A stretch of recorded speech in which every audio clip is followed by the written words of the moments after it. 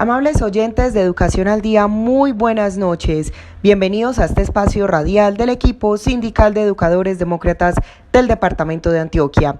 Hasta ahora saludamos a todos nuestros oyentes quienes nos sintonizan desde las 7:30 de la noche todos los días de lunes a viernes. Mi nombre es Karina Arango Carbonó y les doy la bienvenida a este espacio para la actualidad y la educación. Bienvenidos. Iniciamos nuestro programa Educación al Día la noche de hoy. El día de ayer compartíamos con ustedes alguna información importante relacionada con el sistema pensional de los docentes. Hoy conoceremos más detalles sobre este tema que sabemos que es de gran interés para todos los docentes en el departamento de Antioquia y en Colombia. Escuchemos a continuación al abogado José Eduardo Ortiz Vela, quien es director del equipo jurídico de AS Leyes, quien hablará sobre esta pensión especial de régimen exceptuado, que es la pensión de vejez por retiro forzoso. Escuchemos. Pensión de vejez por retiro forzoso. Y esa se adquiere al llegar a la edad de retiro forzoso. Ojo, que hoy la edad de retiro forzoso es 70 años, antes era 65, y cuando se llega a esa edad, el maestro no cuenta con el tiempo de servicio para adquirir la pensión de jubilación. Entonces, allí se puede tener derecho a adquirir esta pensión. Estas normas, pues obvio, son normas viejitas, pero hoy hay una novedad en esa situación. Y es que por jurisprudencia, ¿sí? Si a un maestro le faltan 3 años para pensionarse y llega a la edad de retiro forzoso, él tiene una protección especial, lo que llaman un retén social especial, que le permite trabajar esos 3 años, así sobrepase la edad de retiro forzoso para completar su derecho pensional. Esa es una novedad que tiene que ver con esto. Sin embargo, si tuvieran que retirarlo sin completar el tiempo de servicio, puede acudir a pedir esta pensión de vejez por retiro forzoso. El valor de esta mesada corresponde al 20% del salario devengado al retiro del servicio, más el 2% por cada año de servicio. Y en ningún momento puede ser inferior, obviamente, a un salario mínimo legal. Estamos escuchando al abogado José Eduardo Ortiz. Escuchemos a continuación la explicación que brinda con relación a la pensión post-mortem. Cuando un maestro fallece, un familiar, una viuda, un huérfano, tiene que demostrar que su padre, su esposo, trabajó 18 años para adquirir una pensión de esto. Sin embargo, ahí se creó una discriminación muy grande con lo que contemplaba la Ley 100, porque la Ley 100 que trajo esta pensión de sobrevivientes, en principio solo exigía 26 semanas de cotización, es decir, medio año.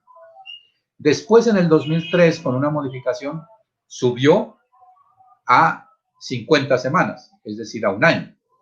Entonces, había una discriminación tan grande como así que cualquier trabajador en Ley 100 con un año de fallecimiento generaba una pensión a su familia. En cambio, a los maestros se les exigía 18 años y aún se les exigen, obviamente. Entonces, se acudió, obviamente, a los tribunales en demandas y afortunadamente desde el 2008, 2009, por trabajo adelantado por nuestra oficina, se nos dio la razón y se dijo que en este caso excepcional y de manera especial por proteger los derechos de la familia de quien fallece y por evitar la discriminación que señalaba la ley, se debía aplicar Ley 100 en vez del régimen exceptuado, excepcionalmente. Y entonces se empezaron a entablar demandas a familiares de maestros fallecidos que no habían cumplido 18 años de trabajo y habían quedado sin pensión. Y afortunadamente se ha logrado recuperar este derecho. Y esto es un fallo que ya prácticamente el Consejo de Estado lo tiene definido en la jurisprudencia y la misma Corte Constitucional. Entonces, quien esté en el régimen anterior y no demuestre los 18 años, el docente fallecido, le van a negar la pensión. Hay que acudir en demanda, ir a Ley 100, obviamente que le dan una pensión más baja porque la liquidación es diferente, pero no quedan desprotegidos. Ese es un trabajo bien importante realizado por nuestro equipo jurídico y que lo hemos llevado a muchas partes del país con fallos favorables en este sentido.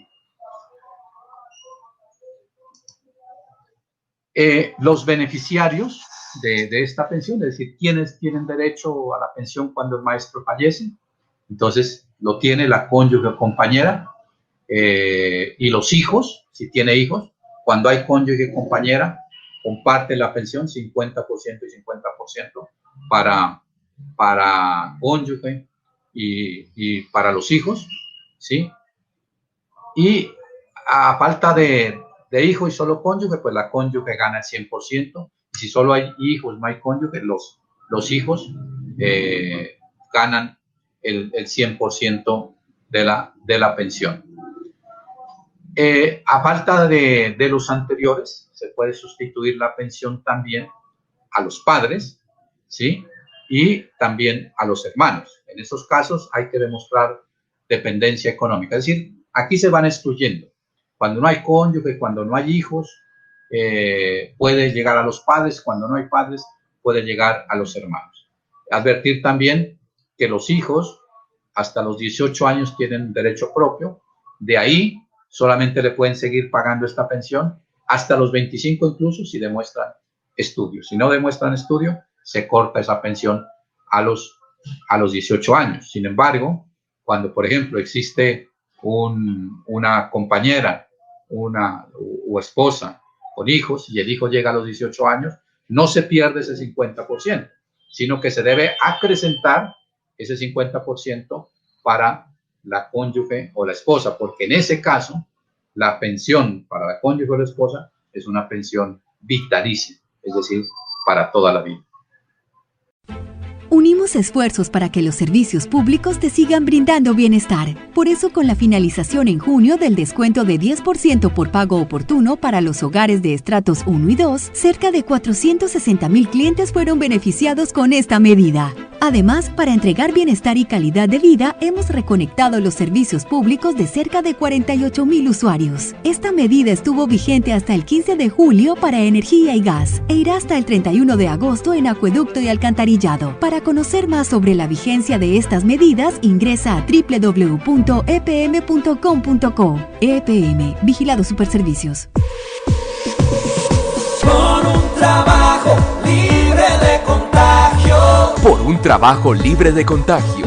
La CUT, la OIT, el gobierno de Noruega Fensuagro y Sintreinagro apoyan a los trabajadores del sector rural en la lucha por exigir condiciones de trabajo seguras y saludables durante la crisis del COVID-19. Donde existen sindicatos, hay mayor estabilidad laboral, se implementan protocolos de bioseguridad, se entregan elementos de protección personal y se mantienen los contratos de trabajo. Sindicalízate. Por un trabajo libre de contagio. Mayores informes www.cud.org.co, www.sintrainagro.org, en Facebook, Fensuagro Colombia. Y continuamos con más información aquí en nuestro programa Educación al Día, escuchando algunas explicaciones que nos brindan los abogados del equipo jurídico de AS Leyes. Escuchemos a continuación al abogado José Eduardo Ortiz Vela, quien explicará cuáles son esas ventajas que tienen los maestros antiguos en términos pensionales. Y es que el maestro antiguo tiene, digamos, la joya de la corona. ¿Cuál es? ¿Cuál es el mayor beneficio que tiene un maestro de régimen antiguo? Es la posibilidad de que cuando se pensione, reciba su pensión y pueda seguir trabajando. Eso ya no lo tiene ningún empleado en Progresar.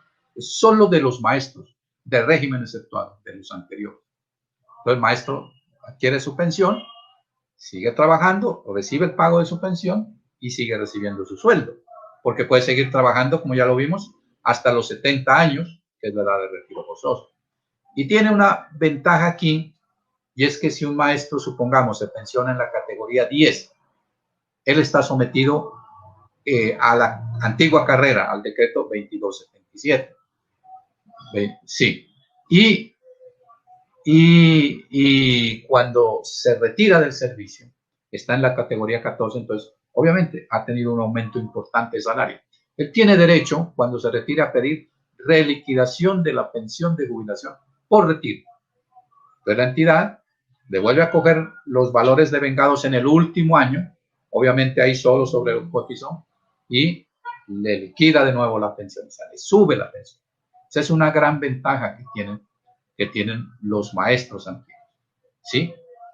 Una ventaja, pero la primera gran ventaja que tienen es la compatibilidad de salario y pensión.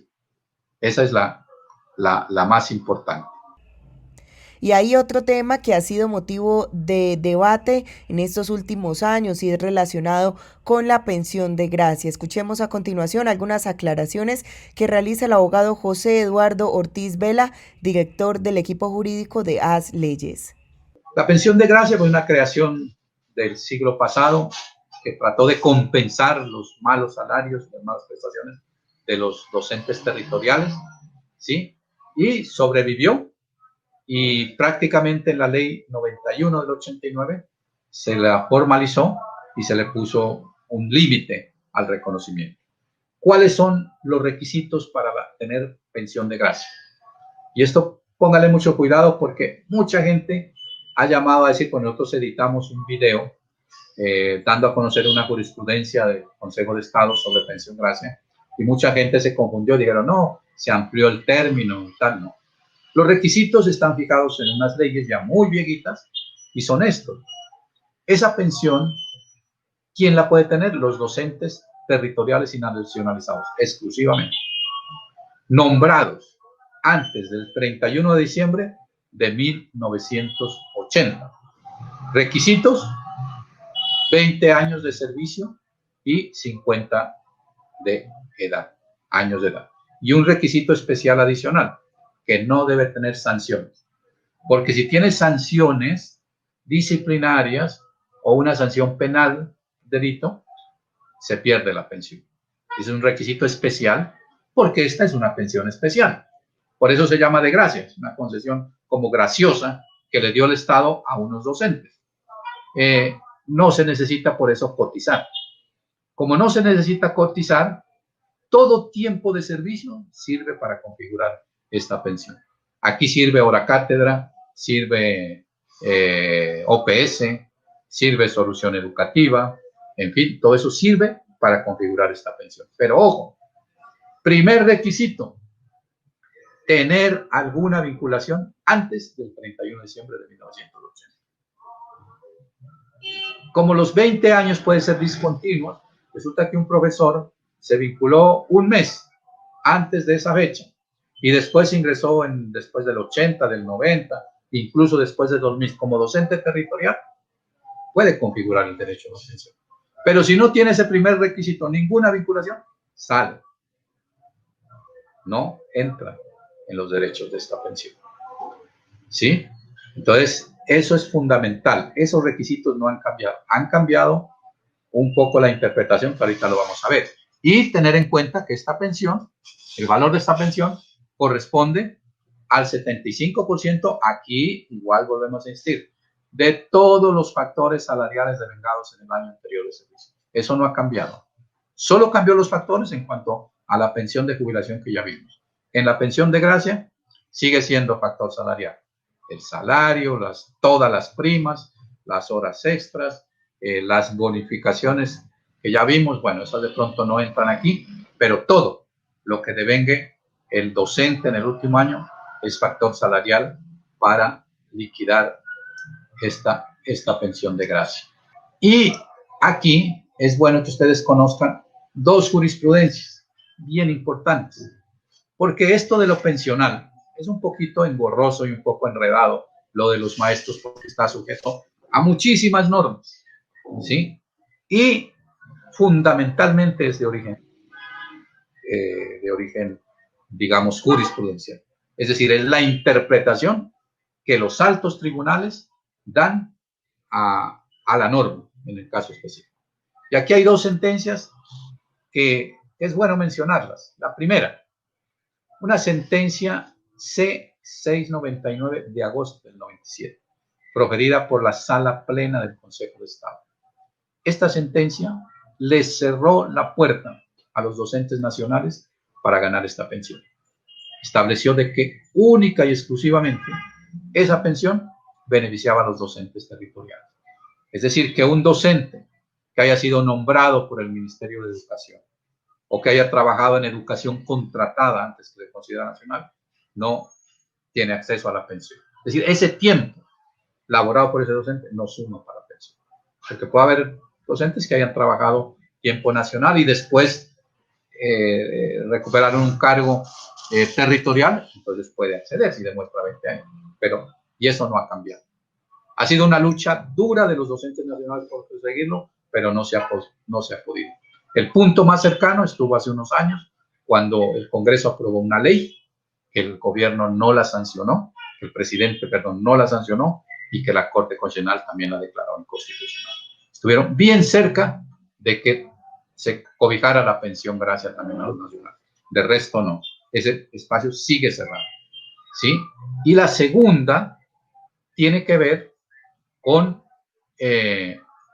una unificación de jurisprudencia de la sección segunda del Consejo de Estado del 21 de junio de 2018, que estableció que las vinculaciones de docentes efectuadas por autoridades territoriales con recursos de Estado fiscal se consideran territoriales. Lo que pasa es que el Ministerio de Educación, las secretarías, venían diciendo que toda vinculación después del 90 es nacional. Así la haya hecho un gobernador y un alcalde. El Consejo de Estado aclara que no, que esas vinculaciones son territoriales y que obviamente tienen efectos para la pensión de gracia. Ese es lo que podemos decir al respecto. Por un trabajo libre de contagio.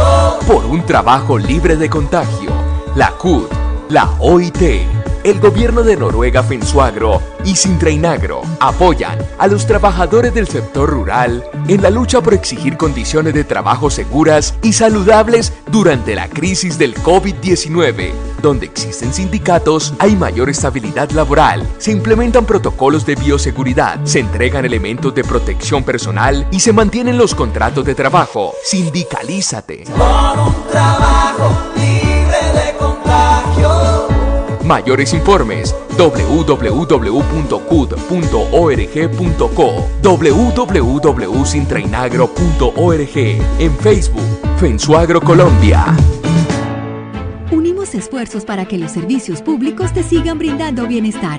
Por eso, para ofrecer un alivio económico, desde el inicio de la contingencia y hasta el 22 de julio, congelamos todas las cuotas de financiación y créditos relacionadas con servicios públicos para 874,000 hogares y más de 12,000 empresas. Y de otros conceptos como el programa Somos, 144,000 clientes que en su mayoría son hogares. El no cobro de intereses de mora se amplió hasta el 31 de julio para quienes no hayan pagado sus facturas desde finales de marzo. Para conocer más sobre la vigencia de estas medidas, ingresa a www.epm.com.co. EPM, Vigilado Superservicios. Y estamos de vuelta aquí en nuestro programa Educación al Día y a continuación escucharemos a la líder estudiantil, Jennifer Pedraza. Los estudiantes han tenido momentos muy críticos en estos últimos meses debido a la falta de recursos, tanto de las universidades como de los estudiantes para cubrir sus matrículas. Por eso están exigiendo hoy matrícula cero al gobierno nacional. Escuchemos a continuación el análisis que nos brinda esta líder estudiantil, miembro de la Asociación Colombiana de Representantes Estudiantiles. Digamos que en tiempos de pandemia la situación de la educación superior se ha venido agudizando, pero señalemos que los problemas de la educación pública no provienen exclusivamente de este contexto internacional de la COVID-19, no, sino que pues ya son un problema estructural que se viene, digamos que acumulando un hueco en las finanzas de las universidades públicas desde 1993, que ha hecho que las universidades se enfrenten a una situación presupuestal muy crítica. Resulta que la Ley 30 de 1992, que fue la ley digamos, fruto de la apertura económica y de toda esta orientación imperialista sobre Colombia y sobre todos los países de América Latina sobre cómo proveer los derechos. Acá en Colombia se aprobó después de la Constitución del 91 la Ley 30 de 1992, que empezó a regir a partir del 93, y esta fue una ley que le congeló conscientemente la plata a las universidades públicas de Colombia. Pero pues obviamente el conocimiento no se puede congelar, no se puede quedar quieto. Las universidades públicas triplicaron su cobertura. Es evidente que la juventud quiere estudiar, que cada vez había en ese momento más jóvenes queriendo acceder a la educación. Las universidades triplicaron su cobertura con los mismos recursos que el gobierno nacional le daba desde hace 25 años, imagínense. Entonces la plata pues obvio fue insuficiente y las universidades empezaron a autofinanciarse, o sea, empezaron a rebuscarse la platica que el gobierno nacional no les daba para funcionar, pues porque igual tenían que pagarle a los profesores, porque igual tenían que funcionar con la calidad que las caracteriza, y a eso hoy constituye cerca de la mitad de la plata de las universidades públicas, es conseguida, digamos, en el rebusque por ellas mismas. Toda esta situación, ¿por qué la explico? Porque en el marco de pandemia lo que ha pasado es que esta crisis se ha agudizado. Los estudiantes fuimos a un paro nacional en el 2018, recuerdan, con profes, estudiantes, trabajadores, las calles llenas de movilizaciones pacíficas masivas. Y ahí conseguimos un acuerdo que fue muy importante porque permitió que el presupuesto de las universidades públicas creciera por primera vez por encima de la inflación durante el 2019, 20, 21 y 22. Eso hasta ahora ha venido pasando, pero pues como nadie contaba con una pandemia, resultó que las universidades han visto agudizarse su crisis económica. Por ejemplo, la Universidad Nacional de Colombia, empezando este año, tenía un faltante presupuestal de 44.000 millones de pesos en enero. Y en mayo, cuando ya estábamos en medio de la pandemia, ese faltante se proyectaba en 77.000 millones de pesos. Imagínense, casi que se duplica ese faltante presupuestal, porque lo que les decía ahorita, como las universidades se autofinancian, se rebuscan en el mercado de la plática, pues resultó que por la crisis económica en la que las empresas están quebrando y la inacción del gobierno, esto impacta a las universidades públicas y ahora resulta que ya no se pueden autofinanciar como antes y eso ha generado, digamos que un hueco más grande en las finanzas de las universidades. Además, porque al tiempo que sus ingresos decrecen, sus gastos crecen, porque las universidades han aumentado, por ejemplo, en sus hospitales universitarios, las unidades de cuidados intensivos. En Bogotá esto ha sido de la mano de la alcaldía de Claudia López para bien. Y también han puesto sus laboratorios y sus profes al servicio de la lucha contra la COVID y además han empezado a dotar a sus estudiantes de conectividad y herramientas de bienestar. Todo esto sin un peso adicional del gobierno, que es lo que hoy nos tiene pues molestos a los estudiantes, a los profes, incluso a las directivas. Imagínense, el Consejo Superior de la Nacional, que en su mayoría es del gobierno, sacó una carta pública diciéndole a Duque que si iba a dar la plata o qué, porque la universidad está literal en una situación financiera tan crítica como la del 2018 que nos hizo salir a un paro nacional. Tenemos a las universidades en una situación financiera muy difícil, pero además también a las familias. Las universidades dijeron, oigan, pilas que nuestros ingresos también van a decrecer porque nosotros prevemos que haya una deserción por encima del 30% en el segundo semestre del 2020. Y todos, bueno, ¿y cómo hacemos para evitar esa deserción? Notamos que uno de los principales factores que está haciendo que la gente deserte es que no tienen cómo pagar la matrícula. El 75% de los colombianos encuestados, según Dinero, señaló que ha percibido una disminución en sus ingresos por la crisis económica de la pandemia. Recordemos que además tenemos un desempleo del 24.9% en las principales ciudades del país. Y si son jóvenes, un desempleo del 26%, y si somos mujeres jóvenes, 32%. Entonces, esto lo que nos hace ver es que los hogares colombianos están teniendo que elegir entre ir a estudiar o mandar a sus hijos a estudiar o mercar, pagar arriendo, gastos de salud. Entonces, para evitar que las familias colombianas tengan que hacer esa elección, porque obvio no van a elegir educarse si tienen que elegir entre educarse y pagar arriendo, porque si no pagan arriendo los echan de sus casas, un mecanismo para evitar esa deserción masiva es que exista matrícula cero. Pero ojo, ¿qué es que exista matrícula cero? No es que sencillamente Duque saque un decreto que diga, bueno, no se cobran matrículas en Colombia. No, es que Duque coja la platica que hoy nuestras familias pagan a las universidades y se la entregue directamente a las universidades públicas, o sea, que reemplace el pago que hacemos los hogares colombianos vía matrícula a las universidades. ¿Por qué? Porque las universidades han encontrado en las matrículas un mecanismo de autofinanciación para intentar sobrevivir anualmente. Entonces, si solamente les quitamos esos ingresos, lo que va a hacer es que ese hueco que les acabé de describir que se agrandó, pues se va a agrandar muchísimo más porque las universidades no van a percibir esos ingresos. Entonces, por eso es que los estudiantes hoy estamos exigiéndole a Duque matrícula cero universal para pregrado, para posgrado y para todas las instituciones de educación superior públicas del país, y Duque hasta ahora no lo ha hecho.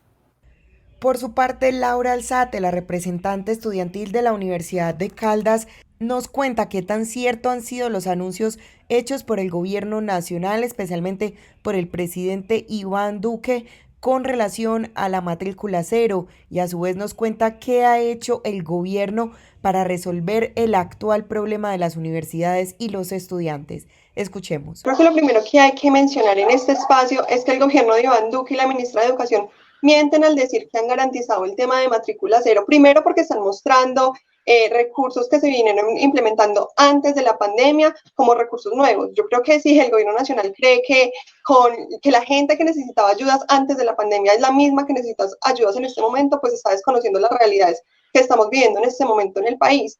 De los recursos que anunció que garantizaban matrícula cero, tan solo el 12% de lo que planteaban garantizó de alguna manera esta medida. ¿Por qué lo digo?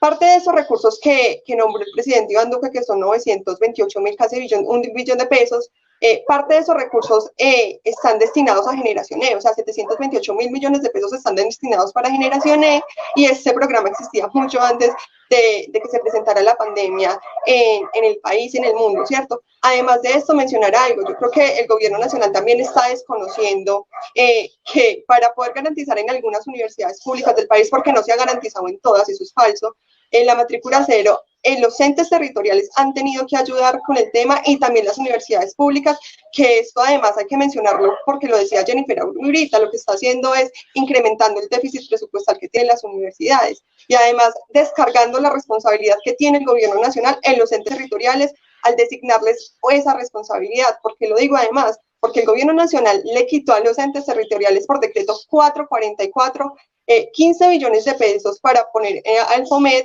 que es el Fondo de Mitigación de Emergencia, y dentro de ese fondo pues destinaron unos recursos para el Fondo Solidario de Educación, en donde destinaron 2.5 billones de pesos para matrícula, y de eso tan solo destinaron el 12% para garantizar matrícula cero en el país, y el resto lo destinaron para generar políticas de endeudamiento. O sea, la solución que le está dando el gobierno nacional a las universidades públicas y a las familias colombianas, es más endeudamientos, endeudarse para poder solventar sus problemáticas, para que en medio de una pandemia los estudiantes podamos seguir continuando con nuestros estudios, y para que las universidades solventen las necesidades que tienen en eso, porque las universidades públicas además están funcionando con los mismos recursos que tenían presupuestados para antes de la pandemia, cuando están teniendo incluso mayores gastos para solventar las necesidades que tienen los estudiantes con el tema de conectividad, por ejemplo, con el tema de herramientas tecnológicas. Además, hay que mencionar algo que el gobierno de Iván Duque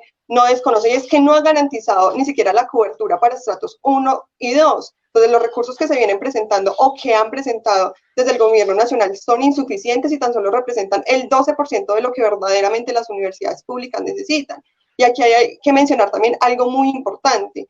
No son falta de recursos, sino falta de voluntad política. ¿Por qué? Porque en medio de todo esto, solamente con 1.5 billones de pesos se hubiera podido garantizar el tema de matrícula cero en las 32 universidades públicas del país, y lo que hicieron fue destinarlo para créditos y para precisamente impulsar las políticas de endeudamiento, que era lo que yo estaba mencionando ahorita. El gobierno de Iván Duque presentó solamente para matrícula cero 97.500 millones de pesos, y por lo menos en la Universidad de Caldas, que es a la cual pertenezco, representa tan solo el 5% de lo que la Universidad de Caldas necesita. A nosotros nos llegó 862 millones de pesos y lo que necesitábamos era 16.000. Entonces, en medio de esto, no ha garantizado soluciones y no ha dado soluciones para garantizar la permanencia de los estudiantes en las universidades públicas del país.